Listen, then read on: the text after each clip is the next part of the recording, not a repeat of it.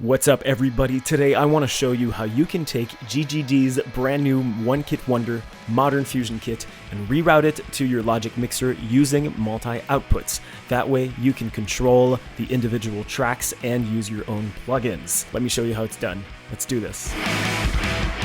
Hey everybody, it's Pat and welcome back to yet another video. If you're new here, you're not sure what I do, I make all kinds of videos around creating music, such as tips, tricks, tutorials, react videos, which are actually kind of commentary videos. If you're into that stuff, you can hit the subscribe button. Once you've done that, click the bell to get notified every single time I upload.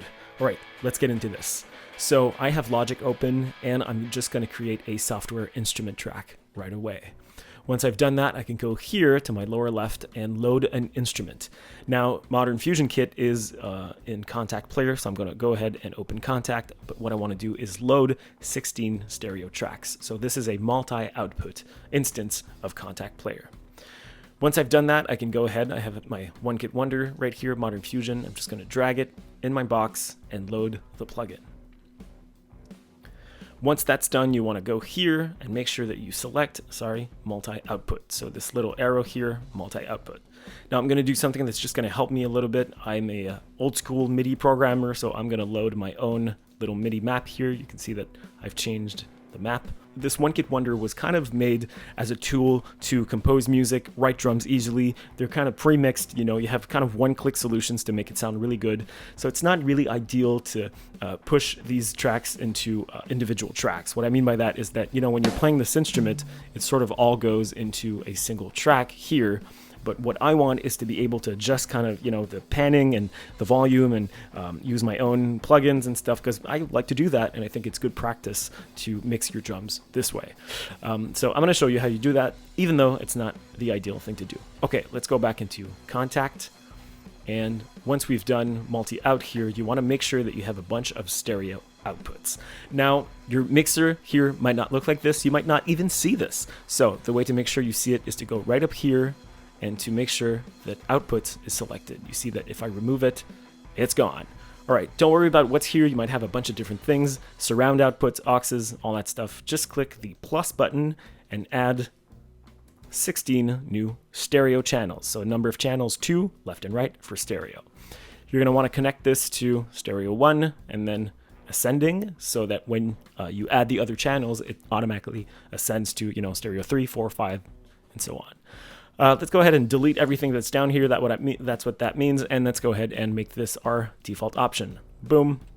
There we go. Just processing. And there we go. So now essentially what we have are 16 stereo tracks using the first to the 30-second output. All right.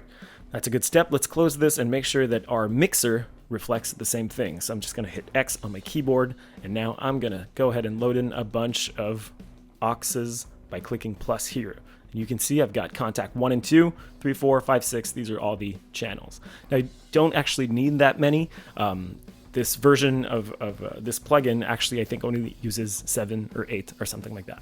I'm not going to name them right away because there's something I found that's kind of weird that I don't really have access to and whatever. I'll explain this in a second. So I'm not going to name them right away. I just want to make sure that this is all ready to go and that we can assign our channels. So I'm going to go ahead and click back on Kontakt here, and you can see that it's sort of pre-assigned, but you know, it's not exactly perfect. So I want to make sure that I open the mixer here, and before I do anything, I'm just going to tell Kontakt by clicking on this little exclamation mark. I'm just going to tell Kontakt that I've made a bunch of changes to my outputs and whatnot, and Kontakt is aware of all the changes I have made. Now, normally what I would do is click here and assign this to channel 1 and then snare channel 2. You can see that it's kind of already assigned. All the toms are in the same channel, right? And the overheads are going to 4 and the room is going to 4 as well. So on your mixer, you would see that room and overheads are in the same mixer and whatnot. It's kind of weird, but you know, like I said, this is not really the intent of this One Kit Wonder plugin. It's kind of made as a writing tool. You just don't have to worry about it. Already sounds amazing. Let's go ahead and assign kick to stereo 2, snare to 3, tom 1 to 4, tom 2 to 5, and so on, 6, 7, and 8. Now, you can see that when I play drums, my mixer here is kind of, you know, reflects a bit more what a drum mix would look like. Now, why did I assign my kick to channel 2 and not this first channel? If I were to record drums,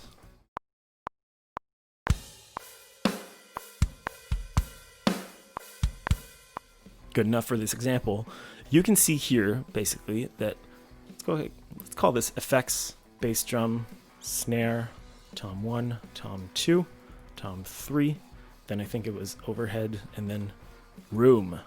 So you actually don't need all the other ones. Let's go ahead and click minus to remove them. Now, why did I call this first channel strip here effects? Well, after digging around, I realized that a lot of the effects that are in this plugin are routed through the first channel. Let me play the track again, this little loop that I made, and solo this channel strip. You hear how compressed it is and how heavily processed it is. My guess is that in this plugin, behind the scenes, the parallel EQ, master EQ, and the reverb are going through there. So let me try and turn parallel compression, the EQ, see? All we hear, a little bit of verb. And if I turn off the verb, I still have everything else, but I don't have this sort of processed mix that I hear. So let me turn these on again, bring back the reverb. You can see I only hear this affected, highly compressed sound.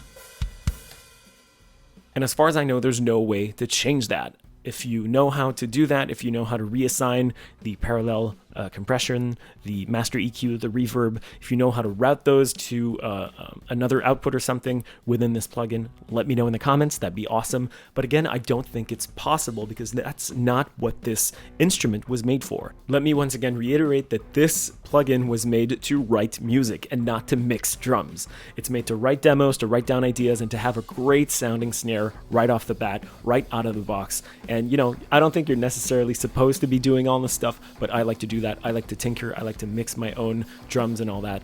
Now, there's a lot more that you could be doing. You could go inside the mixer here and adjust the balance of the room, of the reverb, of the overhead for each instrument. Now, last thing before I let you go, if you want to adjust volumes for this, I highly recommend that you put all of these into a bus. Call this drums. All right, so there you have it. If you want to use Get Good Drums' one kit wonder modern fusion kit with multi-outputs, that's the way I found how to do it. If you have a better, more complete way, let us know in the comments. That'd be awesome. Otherwise, I want to thank you so much for watching, and I'll see you next time. Bye, guys.